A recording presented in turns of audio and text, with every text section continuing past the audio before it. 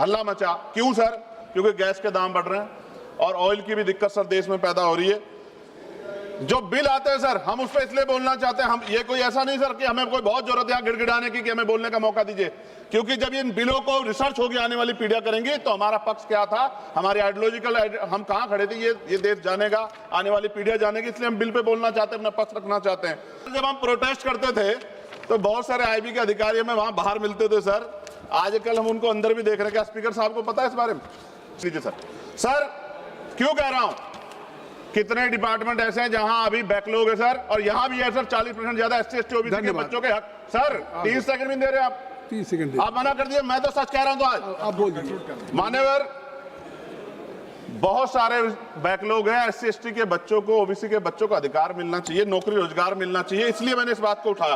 कई वर्षों से लोकसभा में नियमित नियुक्ति भी नहीं हुई, रिटायर्ड कर्मचारियों को रखा है। लोकसभा के कर्मचारियों के निकट में सरकारी सर हो गया, समाप्त कर रहा हूं। मैं धन्यवाद फूले, साहू, अंबेडकर, काशीराम साहब, BP मंडल साहब, उन तमाम महापुरुषों को जिन्होंने संघर्ष किया, जिनकी वजह से संवैधानिक व्यवस्था आई, और भारतीय संविधान को भी धन्यवाद दूंगा, उसके प्रोसीजर को सर, उसकी वजह से आज हम लोग यहाँ हैं।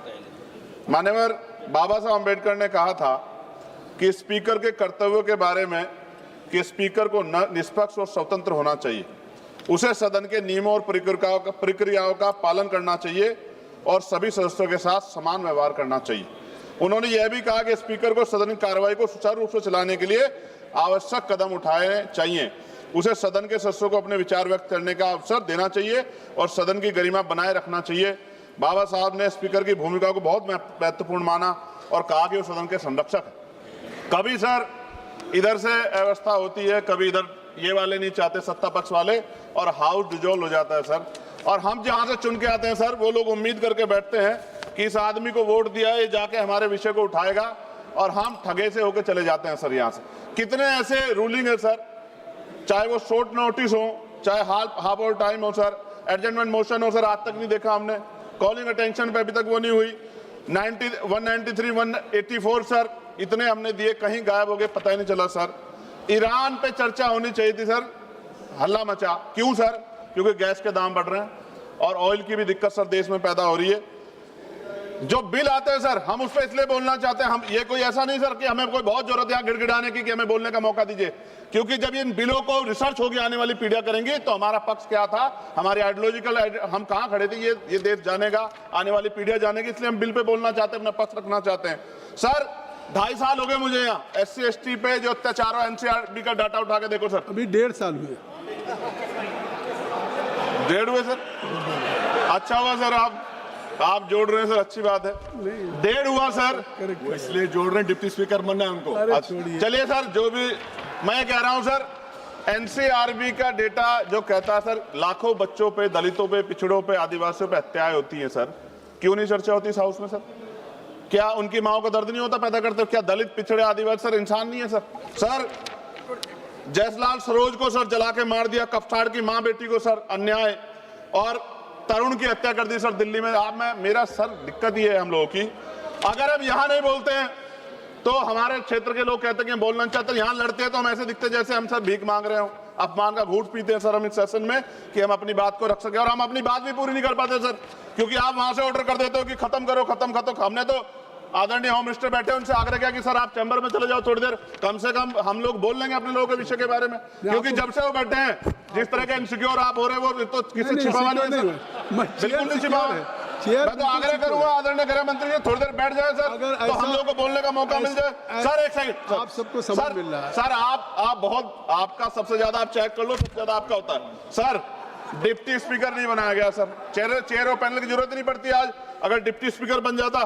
सर जब हम प्रोटेस्ट करते थे तो बहुत सारे आईबी के अधिकारी हमें वहां बाहर मिलते थे सर, आजकल हम उनको अंदर भी देख रहे हैं। क्या स्पीकर साहब को पता है इस बारे में?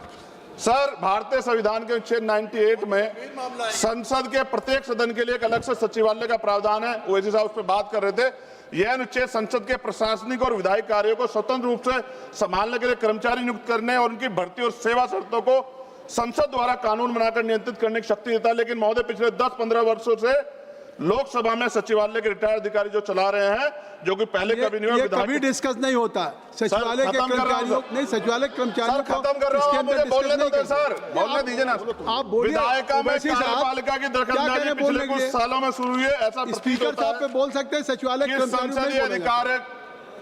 अधिकारियों पर से विश्वास उठ गया है पिछले कई वर्षों से। यहाँ मैं बताऊंगा इसका रीजन सर।